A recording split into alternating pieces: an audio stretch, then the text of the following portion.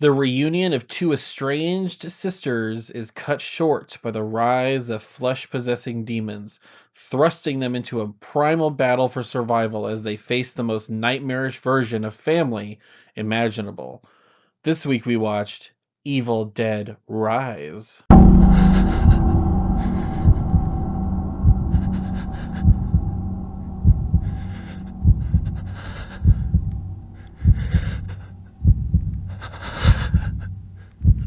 Hello?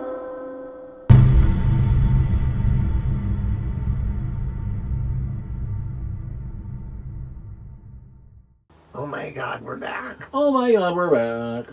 Welcome to Horror Legend. I'm your host, Chris. I'm your other host, Legend. Yay. Yeah, we're back. We're taking weeks off whenever we feel like it. So We just have a lot going on. yeah. And it's not like we're some crazy famous podcast. Exactly. So it's not like anyone's counting on us to be this there. isn't the balls of the beautiful. God. This week we watched the second in the reprisal of the Evil Dead series. Yes, we did. We didn't start with the first one because why would we do that? I don't know. So yeah, there was the remake of the original Evil Dead, which is great. Or reboot, however you want to look at it. I'll save my ratings for later if we watch it. If we watch it's great. I love it. I also love that, but it was so good. Yeah. Fede Alvarez is incredible. Mm-hmm. Who also did Alien Romulus. I haven't seen that. He's a good director. But we did Evil Dead Rise, which is technically the second movie of these newer Evil Dead movies. Mm-hmm. I don't know. Overall, I guess it's 6 technically. I don't even know because there's Evil Dead and then do they count the Ash versus Evil Dead Ash show? versus Evil Dead? I don't think they count that as like a mainline one. Okay, but I could be wrong. I mean, Lucy Lawless is a bad bitch. Who knows? She's in it. Love her. But yeah, we did Evil Dead Rise, directed and written by Lee Cronin, who also just released his new Lee Cronin's The Mummy. Oh, yeah.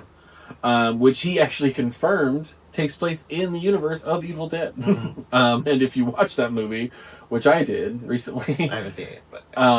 we might do it whenever we get a chance to show it. It very much is like Evil Dead. Like, it's very crazy... gets super campy, over the top, ridiculous. Yeah. I honestly liked it. A lot of people had complaints about it. I liked it. Yeah. I think a lot of people just still don't understand the Sam Raimi type of Evil Dead style of filmmaking. Yeah, because that's what I love about it. It's supposed to be ridiculous. Yeah. Yeah. Like, obviously there's bad ridiculous, but this is like good ridiculous. Okay, well that's good then. You know what I mean? Yeah. So yeah, Lee Cronin did Evil Dead Rise, starring. Starring. No, I'm just kidding. I don't know. We'll say Alyssa Sutherland, Ellie, who plays like the mom. Okay. Who goes through that shit because she's makeup and everything. Oh my god. We got the kids. We got Gabrielle Eccles, Morgan Davies. Oh, her trans son. Oh, okay. Little trans boy, why are you crying? Yeah, Gabrielle Eccles, Morgan Davies, and we also have Nell Fisher, who plays an older Holly in the last season of Stranger Things. Yeah. She did pretty good in that, I thought. Yeah. Obviously, a lot of people bitched about that last season, but it it wasn't great. No, the last felt episode. Like it was. Well, I did see an interview with someone from that show saying that it was I can't think of her name. What is her name? Damn it! I don't know any of their names even on the show. Honestly, who she played it? Don't know her name on the show. I don't know like their names on the show. So it's not 11. It's not her. It's not Max. It's not Max. Okay, I remember who Max is. Right It's not Max. Nancy. Nancy. No, it's the other one. There's another like sister, like older sister. The lesbian one. What is her name? The lesbian. Oh no. What? Because there's one that's a lesbian in the show, right? Like someone's older sister who's a lesbian. Yeah. Oh no! You're thinking of Robin. Yeah. She's not an older sister. She's just one of the characters. Really? Yeah, Maya Hawke. Yeah. Yeah.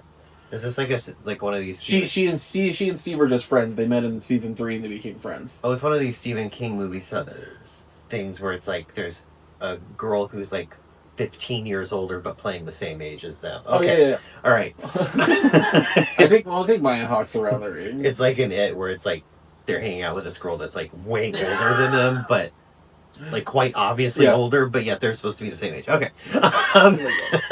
Maya Hawke. Maya Hawke. Uma Thurman's daughter. Oh, yeah. Ethan Hawke's daughter. Yeah. She said it was mainly service to the actors than the fans. That makes sense. She very specific. She's like, I'm sorry. She's like, I had an amazing time doing it because it was closure for us. It was closure for them. And she was like, I know it wasn't closure for a lot of fans. She's like, but it was for me. But it worked for us. It worked for me. Yeah. Which, hey. I mean, that's fine. Yeah. Yeah. I took a long time I didn't think it was... to get to where I was talking. Okay. I didn't think it was... Because I didn't think it was terrible. I just didn't think it wasn't, like, amazing. It wasn't great, but it wasn't terrible. No, I was just kind of... Honestly, every episode I was like, okay, I get it. He's gay, we get it. Just kidding. It was just like, like, let's talk about our feelings about this. And I'm like, oh my god, I like men. Yeah, so Nell Fisher. I mean, those are like the main ones. Taiwano.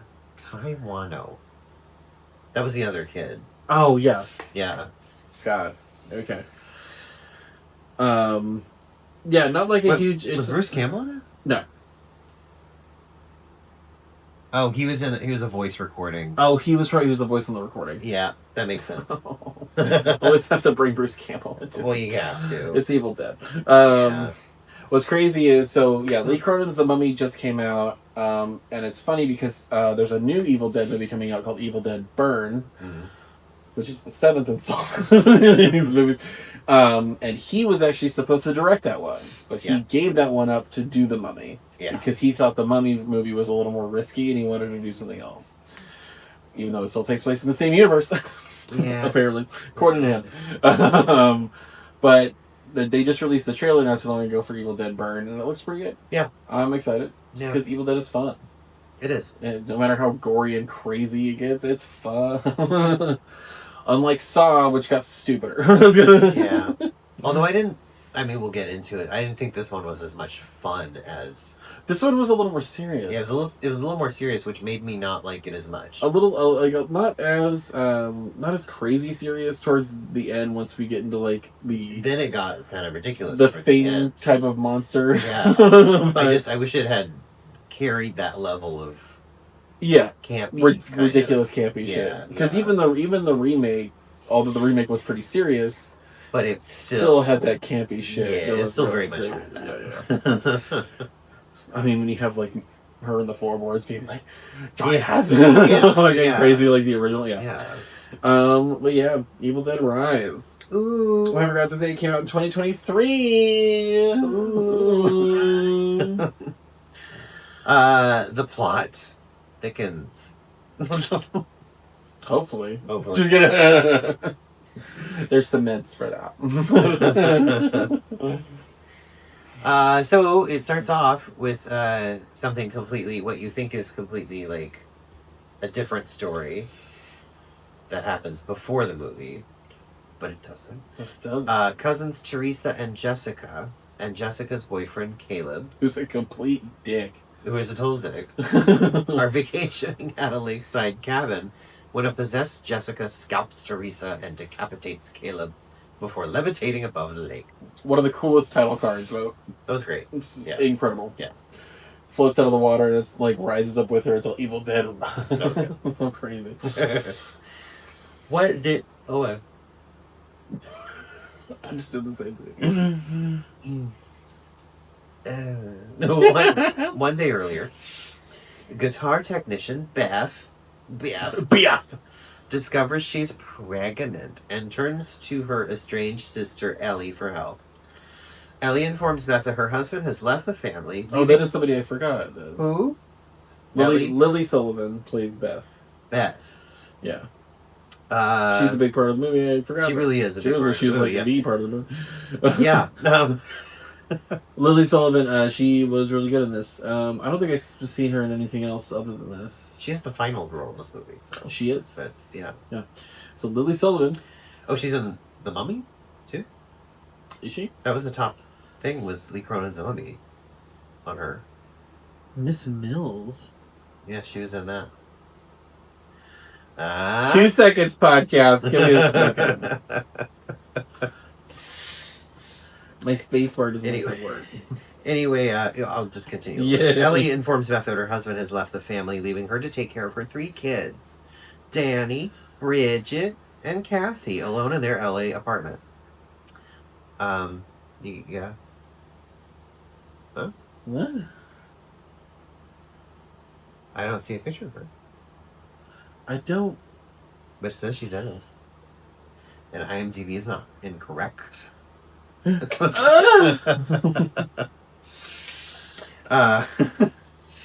After this, siblings return from dinner, an intense... Well, this is like... I feel like this is skipping around. Maybe I'm wrong. The siblings go out to get pizza, and then they return. An intense earthquake uncovers a hidden chamber beneath the parking lot. I'm so confused as to who she was in this movie for some reason. I don't know. Maybe she was heavily made up for something. I don't know. That's okay. Was she the little girl?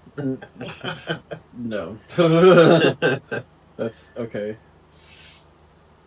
That's weird. Huh. Sorry, y'all. Just confused. Anyway, she's a big part of this movie.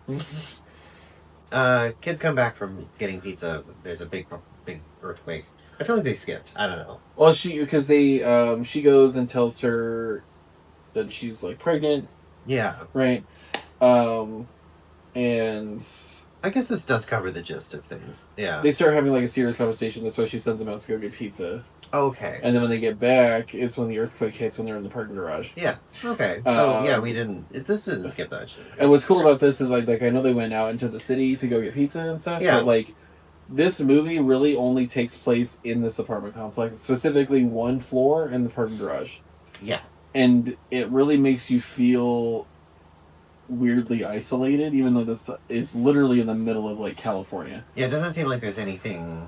It seems like there's nothing around it. It seems like this is the only thing. Or anyone else living in the apartment except for the 2 other characters. Except for the 2 or 3 other characters that you see on the same floor. Yeah. Yeah. It makes you feel really like these people are isolated for some reason, even though they're in a city surrounded by buildings. Yeah. It's weird. Yeah. But the apartment complex looks really fucking cool. Yeah. Of course, the apartment she had in Los Angeles is huge. Like, I don't know how she's affording that place. Yeah. But it's a cool apartment. Rent control. Right. Danny investigates the hidden chamber that opens beneath the parking lot during the earthquake, discovering religious artifacts, 3 phonograph records from 1923, and a strange book that he takes up to his room, hoping to sell it to help Ellie. Okay. Yeah, the earthquake ends up cracking the floor in the parking garage and opening up vault. It used to be a bank. Yeah. That's what it was. It used to be a bank. Oh, yeah. So underneath is where the vault was. Yeah. And that's what ended up cracking open. And then, it's like, yeah, no, let me just take the book that is surrounded by, like, 300 crucifixes and a gigantic one of Jesus on the cross and those records. Let me just go ahead and take that book that's wrapped in skin. They didn't know that at the time. They didn't know that at the time. It was all wrapped up. It was all wrapped up. But the second I open that wrapping and see skin and teeth closing that book, I'm throwing it out the window. Yeah. Not the Rondamondo. And I wouldn't play the roughly translated Book of the Dead. Book of the Dead. Book of the Dead. I love the recording in the first Evil Dead and the tape recorder. The guy who does that voice is so good. Yeah. The initial record details a priest's unsuccessful attempts to research the book, which was revealed to be one of 3 volumes of the Naturom de Monto. The subsequent record reveals the priest continued his research in secret and recited an incantation that summoned demonic entities known as Deadites. Always the Deadites. Ooh. What's crazy about Evil Dead, and if anybody's who watches this has ever seen the show Lovecraft Country, in one of the episodes they end up in a cabin in the forest when they're running from like Lovecraft creatures, and it's literally the cabin from Evil Dead. Oh. And it was a reference because Evil Dead and Natron de Monto and all that stuff, that book, it's supposed to, what Sam Raimi said was that it actually takes place in Lovecraft's universe. Well, it does because it's a Necromonic. It's the Necronomicon. Yeah. Yeah, it's the Necronomicon. Which was a fictional book of spells to summon entities. Creatures, which yes. is interesting. I have read it. It's weird. Yeah. I mean, you can't really read it all the way through. It's like just because it's nonsensical, like it's rituals like and book, things. Yeah. But yeah, it's the Necronomicon, so it, like, all this takes place in H.P. Lovecraft's universe or whatever, which is cool. So like the Deadites and all that are from like Lovecraft's. Yeah. I mean, I like his story. Him, I don't like, obviously. No, I mean, Lovecraft had issues. Even in his books. I mean, everybody knows Cthulhu, but like, and you actually read the Call of Cthulhu, it's like, yeah, the indigenous peoples did their dance and they summoned. It's like, okay. Incredibly racist. Which is why Lovecraft Country was kind of cool, because they did it from the perspective of black people dealing with, like, in the 50s, like, with the racism and stuff. Rolling in his grave. Yeah. Yeah, good. Yeah. Running from creatures in the South and shit that are like Lovecraftian creatures and stuff. I never watched that. I should watch that. I've only seen part of it. Yeah. Jonathan Majors is just in it, the guy who got in so much trouble for like beating people and whatever from like Marvel. He played Kang. Interesting. Whole fucking situation. I feel like the Lovecraftian universe, there's like a lot of like mysterious, like, mystique about all of it, but then I read some of the stories and they're not that good.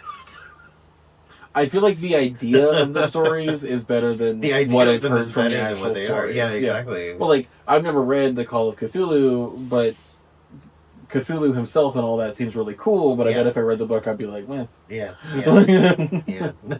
Because so many people base a lot of stuff off of Cthulhu. Exactly. That's a huge thing. The idea of the monster is awesome. Oh, yeah. The actual story that he wrote. Well, and the things you could probably come up with off of Lovecraft's work. Yeah. Could be really cool. Oh, yeah, totally. But I mean, he also grew up in a fucking, 400 years ago? His stuff was, like, he published stuff in, 1800s? No. He's not that old. It was 1900s?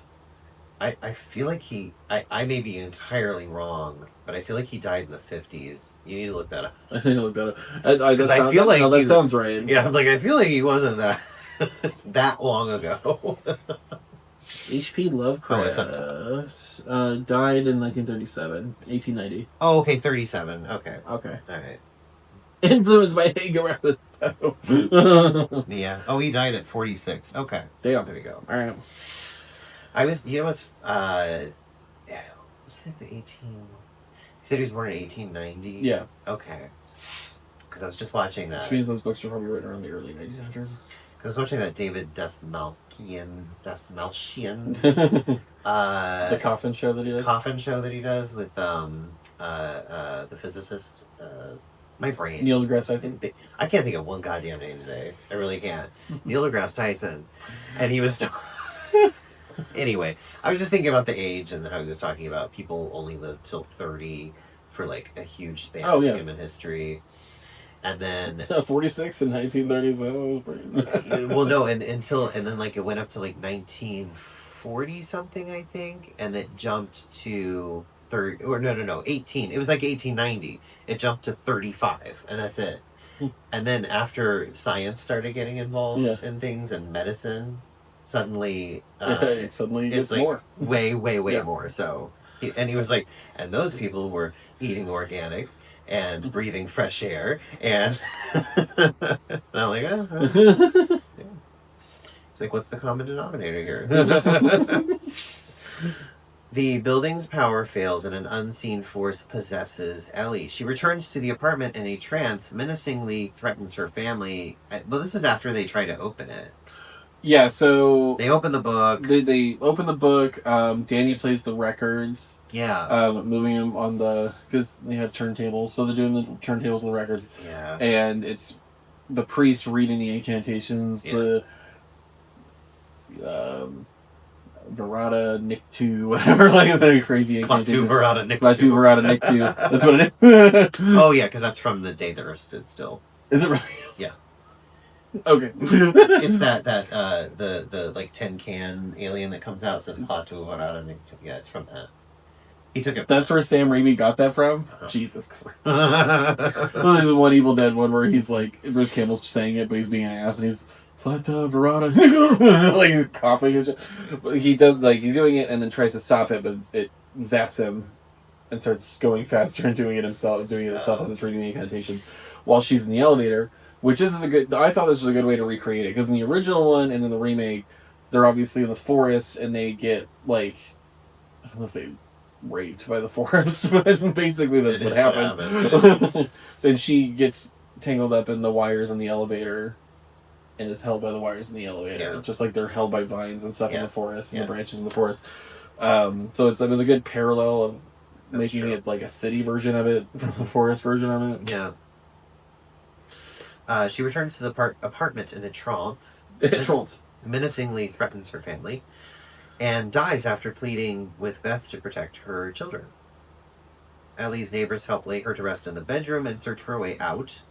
Yeah. They find a staircase has collapsed, the elevator is damaged, and they are unable to access the fire escape before Ellie revives and attacks the family, wounding Beth and Bridget. Beth and the children lock Ellie outside the apartment after she pursues and massacres the neighbors. Okay, but this is after some of these crazy ass scenes in this, which is like you have her attack her sister, Beth, and then she attacks her daughter, Bridget. Yeah.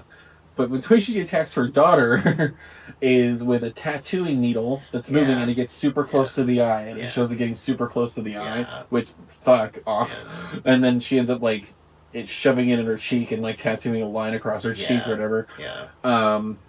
Which is crazy, because how a lot of people get infected and become the next Deadite is really just them getting injured by one of them, or blood, or I think in the original one she stabs a pencil through his ankle and shit, and so you see the veins move like it does on her face with the thing. You see the veins pulsate.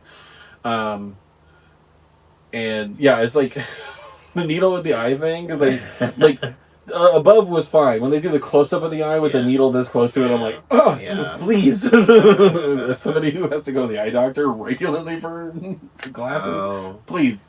Get your little puff of air in your eye. You're just going to feel a slight poke. God damn.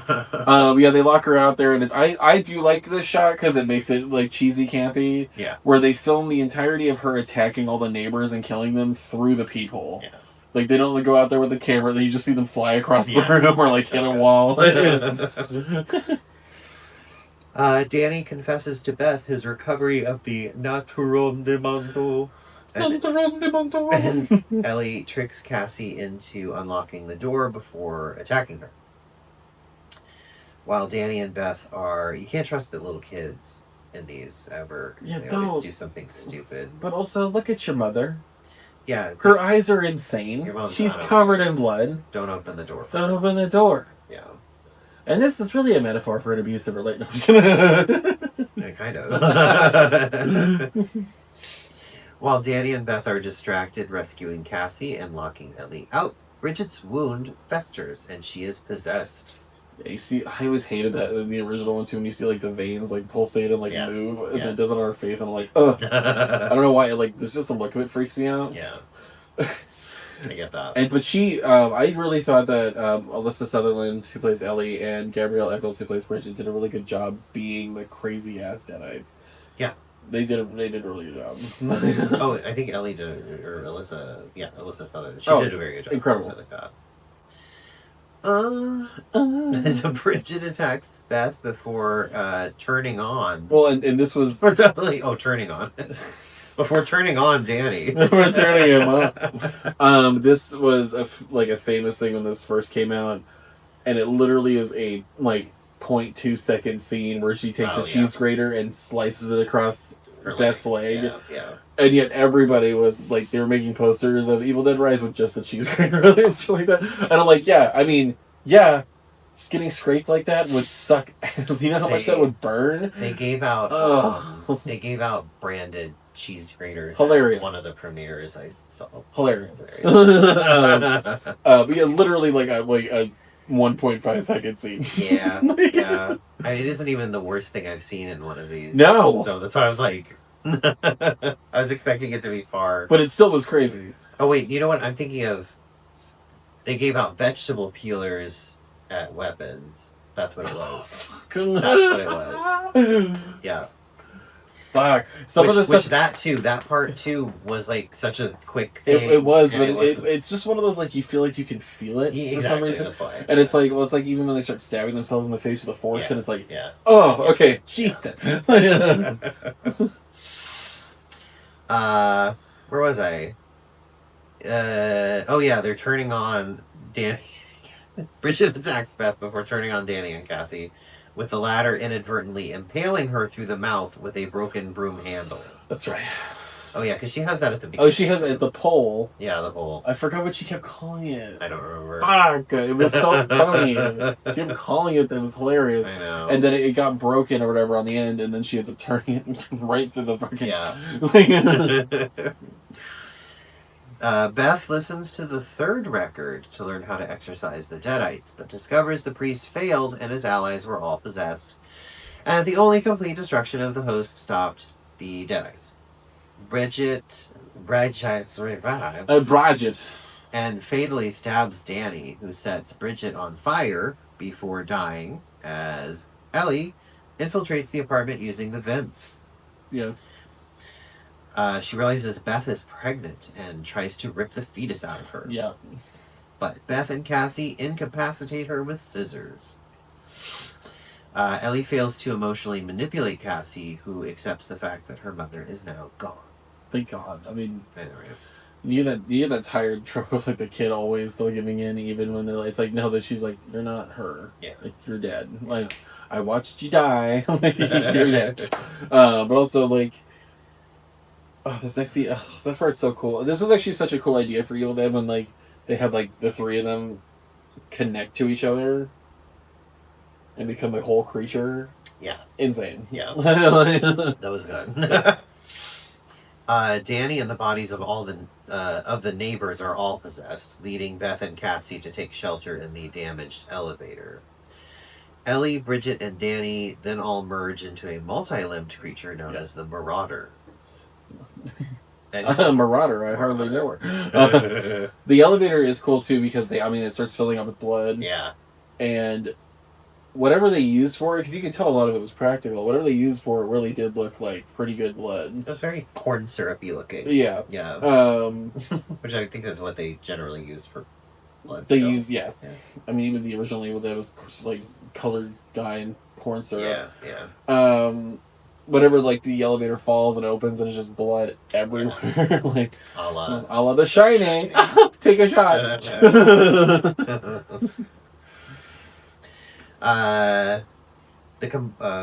Elevator fills with blood. The combined weight of the Marauder climbing on top of the elevator causes the elevator to plummet to the ground floor, allowing Beth and Cassie to flee into the parking garage. And I didn't mention this before, but in the parking garage earlier in the movie, we see that there is a tree trimmer's truck in there with one of those... The giant wood chipper. Now, I'm not saying it's like a Chekhov wood chipper, but it is. Obviously, that's going to be used at some point. I was watching... so I watched the new season of Always Sunny in Philadelphia, which was amazing. Like, really good. And then I watched the season before, which wasn't as good. Because I haven't seen the last, 5 years of it, I think. But anyway... one of the episodes was Frank shoots everyone or something, and it was just really funny because it was like taking that trope of like a Chekhov gun. Yeah. Because he's got the gun in the restaurant and he's trying to pry open a can of sardine or like anchovies with a gun at the table. He's like, I don't like their anchovies. They aren't salty enough. And he's like trying to open it up and he's waving it around and everything, you know. And then just when you think that like, because it goes on for a while and it's the very beginning of the episode. And just when you think it's like it's not going to continue and everything's cool, it goes off and it shoots both of them like at the same, like it nicks both of them at the same time. Oh my god! Like in a crowded restaurant, it's hilarious. So there was no Chekhov gun. I think it was. That's funny. Yeah. It went off in the first act. Yeah, the first act. Which, you know, guys, it's normal. It happens to everybody. The best uses of the Chekhov gun thing are like Archer when they literally call it a Chekhov gun, and then Shaun of the Dead when they can't stop talking about the rifle above the bar. Yes, and then they finally use it in the last act. Danny and the bodies of the neighbors are. I already said this. Okay, the Marauder captures Cassie. And attempts to behead her with a chainsaw, but Beth returns and distracts it. She and Cassie destroy the Marauder's body by forcing it into the wood chipper. She goes crazy Evil Dead remake and chainsaws shit out of it and then pushes it into the wood chipper. Yeah. This is the scene that's like just very Evil Dead. 100%. Yeah. Ellie's severed head taunts Beth, saying she will fail as a mother, prompting her to kick Ellie's head into the chipper. Beth and Cassie escape the building together. And then the entire parking structure is completely covered in blood. Everywhere. Just blood everywhere. Which, you know, for a parking garage, pretty normal. Yeah. The next morning, Jessica, from the very beginning of the movie, heads to the parking lot to leave for her vacation. And she's on a different floor. She's on like one floor down from them, I think, or whatever. So like nobody else in the building. It would have to be some floors up because like if it was nobody one floor down, there's no way she couldn't have heard that. I don't know, because nobody else in the building knew what was going on. Yeah, I know, right? Even with the elevator falling through, it was just cause it's kind of funny and it makes it feel even more isolated that it was just that floor. Yeah. Nobody else knew what the fuck was happening. Yeah. She heads to the parking lot to leave for her vacation when she is like attacked by an unseen force. It's the same like thing where the camera goes really fast up to them, like as it did at the beginning when it possessed them to begin with. So. Yeah. It does like classic. Yeah. But there was like all from like 4 different angles. Yeah. Because I think there's like 4 or 5. Yeah. And then that's what happened before the beginning of the movie. Yeah, so like basically it starts out with that cabin one, it goes into the actual movie, and then you realize that the actual movie is what happens before they're at that cabin at the beginning. Which is a pretty cool setup because they don't even do like a whole like 2 days earlier. They don't even do that. Like they just like let it happen naturally, which is kind of cool, and just imply it. That's that show. Okay. Well. Yeah. Trivia. Oh, Trivia. Trivia Corner. Trivia Corner. Trivia Corner. Sponsored by Trivia. If only, send us money. I'll take money from any evil pharmaceutical corporation. That's fine. This video is sponsored by Johnson & Johnson. Director Lee Cronin stated in an interview that 6,500 liters, or 1,720 gallons, of fake blood were used for the movie. That seems about right. Right? The film was originally meant to be released exclusively through HBO Max via direct streaming, but it performed so strongly during test screenings that they actually got a theatrical release. I mean, this was 2023. This is after COVID 2020 stuff when they kept, like, we're only going to stream shit now. Yeah. No more movie theater. It's just like... Yeah. Put them in fucking movie theaters, quit being bitches. Yeah. The pizza place is called Henrietta's, a reference to Henrietta Noby, the demon in the basement in Evil Dead 2. Oh. It is the Noby cabin. Gotcha. In Evil Dead. Oh, okay. Yeah. Inside the cabin, in the prologue of the film, is a ticking clock on the wall. It's the exact same clock as the one Cheryl is drawing in Evil Dead 1981. Okay. To get into Ellie's alternate personality, Alyssa Sutherland took inspiration from Jim Carrey's performance as Stanley Ipkiss in The Mask. That's funny. That is actually That's pretty funny. I can see it. She's so tough. Damn, they shot the movie in chronological order, which I guess wouldn't be too bad because they only really took place in the apartment, so it's kind of like an ongoing story. Yeah. And as the apartment gets trashed and covered in blood and yeah, that probably was easier because it's not until the end that everything gets trashed. And that's true. Yeah. I mean, can you imagine having to fucking clean that shit up to do that? God. The film opens with the sound of a fly. This is the same sound used throughout different entries, dating all the way back to Evil Dead 1981, and has become a tradition to appear at least once. Brings the Evil Dead back to New Line Cinema, who distributed the original film's wide release in 1983. I think they lost the rights for a second or something.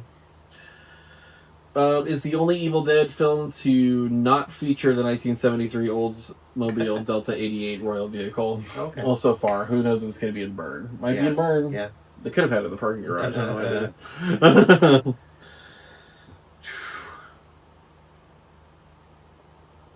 Oh, Mark Mitchinson, Mr. Fonda, I think the older guy that lived in there, also appeared in Ash vs. the Evil Dead as a character. Oh. The leader of a militia that Ash's new crew crosses paths with. Okay. Crosby. I watched a lot of that show. I don't think I ever finished it, though. I haven't seen that. The show's insane. Like, over the top, campy shit crazy. Lily Sullivan based Beth's accent on that of Mila Jovovich. She appears again. She appears again from Resident Evil. The second Evil Dead film that doesn't have Bruce Campbell as a main character, because this would be the one after the remake. Yeah. He is in the credit scene of the remake, though. Yeah. Groovy. He has, he has, like, uncurable cancer at the moment.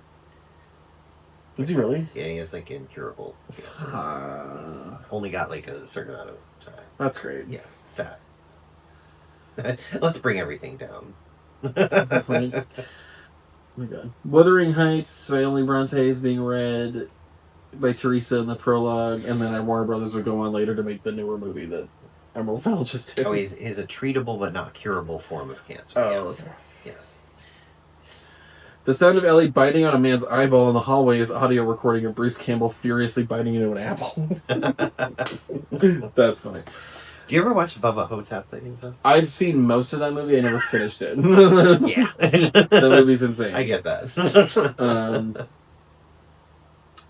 In an homage to previous Evil Dead films, Ellie is possessed in an elevator that restrains her by violently wrapping electrical wires around her arms, legs, and neck, in a manner similar to how trees and branches restrain Cheryl, Bobby, Joe, and Mia from the Evil Dead 2, and Evil Dead 2013, respectively, when they were possessed. Like I brought up. Yeah. Bruce Campbell cameo in the first of the 3 recordings Danny plays. Bruce can be heard saying, "Destroy it. It's called The Book of the Dead for a reason," at the Beyond Fest premiere. Director Lee Cronin suggested Campbell could be playing Ash again in the recording, as the series had multiple instances of Ash going back in time and encountering the Not-Taram Demonto / Necronomicon Ex Mortis. Just like him going back in time in Army of Darkness. No, yeah. Destroy it! It's called The Book of the Dead for a reason. The Deadites make a few references to previous films in their dialogue. They say everyone will be dead by dawn, and Ellie tells Beth, "I'll swallow your soul." Those have also been said in the movie. I like that Lee Cronin confirmed that the cat seen in the vents survives the movie. The cat survives. So if you were worried about the cat, so funny. The cat survives. I was really, you need to tell me whether the animals are alive or not. Well, yeah, it's especially, that was the thing when we did Good Boy. Everyone at work was like, because I said, like, oh, I saw Good Boy, and they're like, oh, I'm not going to watch that. And I was like, The Dog Lives. And they're like, oh, okay, I'm going to watch it. Like, that was everyone's thing. Oh, 100%. That's why the director came out and was like, The Dog Lives. Yeah, yeah. The tree surgeon's truck is named Fonda's, possibly as a nod to Bridget Fonda, who appeared as Ash's girlfriend in the opening flashback of Army of Darkness. Okay. Those were so weird because from Evil Dead to Evil Dead 2, they had to change they had to not reference Evil Dead 1 when they were like leading it back into it because they didn't have the rights to do that. Oh, yeah. And then Army of Darkness was like the same, so somebody else played as Ronan. It was like a whole fucking weird copyright situation where like Sam Raimi did not have the rights to access that because of the studio situation. It was weird. Beth, as well as David from the 2013 remake of Evil Dead, are the only protagonists to not lose a hand in the fight against evil. That's very true, because Mia rips her hand off in the remake and does the chainsaw thing. Yeah. I feel like that's an integral part of... the chainsaw is, at least. Well, I feel like that's an integral part of Resident Evil games as well, from the ones I've already played. Everyone loses a hand. Some of the ones you played with Ethan. Every single one, they lose a hand. he gets his foot cut off in the 7th one. Yes. And then he gets his hand cut off. I feel like he gets... His hands get fucked up. Yeah, his hands get completely fucked up. Yeah. Like, so fucked up. Well, the great thing about that universe is you can just put your hand back on and sprinkle some stuff on it, and it's fine. Well, the first aid, it's fine. They explain that in the game. Do you know what I love too? Is it was like part of his shirt was cut off with it, and his shirt it clicks you can still see kind of a line of his shirt, but it's still it's just like perfectly fit. they explain it in the game you're playing. They do. Oh, okay, good. I'm playing Village, so Resident Evil 8. Yeah, I'm having a hard time getting through it. Because Resident Evil 8. All right. 8. I mean, a lot of these are pretty long and stuff, but the color of the chainsaw used in the final act of the film is yellow, unlike the standard red-colored one used in every other Evil Dead film. They changed it up a little bit. Yeah. Okay, well, that was the movie. And... No, I love what he did with this one. It was really cool seeing it in like a modern setting. Ash vs. the Evil Dead does bring it into a modern setting sometimes, but it was cool to see this one in like a modern setting, like in the middle of Los Angeles. It was in the middle of California, like in a apartment complex, and Lee Cronin did a really good job on it. Yeah. And I say go see The Mummy. I think he did a pretty good job on that too. For those who think that Lee Cronin's The Mummy is supposed to be some sort of remake of the original Boris Karloff one, it's not. Or a remake of the Brendan Fraser any one. Version of the Brendan Fraser one, it's not. It's its own fucking movie, and I think that's why they called it Lee Cronin's The Mummy. Yeah. I don't feel like did it have anything to do with ancient Egypt in any way? Yeah. Oh, it did. Okay, I was just wondering. They start out in Cairo. Okay. It's there's it's a ancient Egyptian demon. Okay. I wasn't sure. I don't know if the demon that they use in the movie and what they call it is like real or if it's like made it fictional, whatever. Yeah. But they do film a lot of it in. They do film a lot of it in Egypt. There's a lot of Arab actors in it. Okay. Which was cool because they're speaking Arabic and stuff in it, and it's like, wow, it's actually cool to see. Arabic is a beautiful language. Yeah. And it gets funny, it gets campy, the grandma's ridiculous in it. Oh, okay. And she gets fucked up in it. But yeah, it was pretty good. I thought he did a good job on that. I think he's pretty good at doing the Sam Raimi style of like over the top. Yeah. And Evil Dead Burn hopefully is good. I'm excited to see that one. I liked it a lot. I feel like it didn't quite give me what I was wanting from Evil Dead, but I mean, it mainly did. Yeah, it mainly did. It didn't give me as much of the over the top. It can be a little less serious. It was a little too serious. That was my problem. Yeah. But I still liked it quite a bit. So I'm gonna give it a solid 3.5 cheese graters because I thought it was still a good movie. I'm gonna get 4 tattoo needles to the eye. Yeah, that was my other choice. But for me, it's because the filming of the movie, the coloring of the movie, the acting, they did such a good job. It is a little more serious. I still think it brought in some of the campy and over the top blood and ridiculousness. It could have just had more. Yeah. If anything. Yeah, I don't know. It just always feels like even Sam Raimi's movies that something is like off or the storylines are like you can tell the storylines are purposely stupid. Yeah. Like, if you've ever seen Drag Me to Hell, which we did an episode on, that movie's stupid as fuck. Yeah. Like, and I mean that in a good way. Mm. It's stupid in a good way. Because that movie is so over the top and ridiculous. Yeah. But it's fun. Yes. It's like, it's fun to watch. The story's not supposed to be taken seriously. No. The actors are supposed to, you can tell they're having fun with it. Exactly. Yeah. Like, it's supposed to be that way. When you do that stuff purposely, it's good. Obviously, if you're trying to do it that way, and it can still come off bad. Yeah. For sure. Thanksgiving. Yeah. Sorry, Eli Roth. God, it's such a bad movie. It's like when you can tell somebody's just trying to make like a stupid fun horror movie that's ridiculous, over the top, redundant, or like, because you can tell that he still does some things well. Editing, filming, coloring, like all that stuff is really still well done, and so he's doing it on purpose. Yeah. And yeah, so I think this one was really good, especially for an Evil Dead movie. I think the 2013 remake is a little better. That was really good. I really love that one. And I am excited for Burn, but we'll see. But yeah, I think the 2013 remake for Fede Alvarez really got the feeling of the original down. It did. On top of being ridiculous. Yeah. So, we'll see. But I'm excited. Me too. Me too. Well, like, subscribe, comment, question. Like, subscribe, comment. Question my sexuality. Question your sexuality. Yeah. Question that one guy's sexuality on the street. Yeah.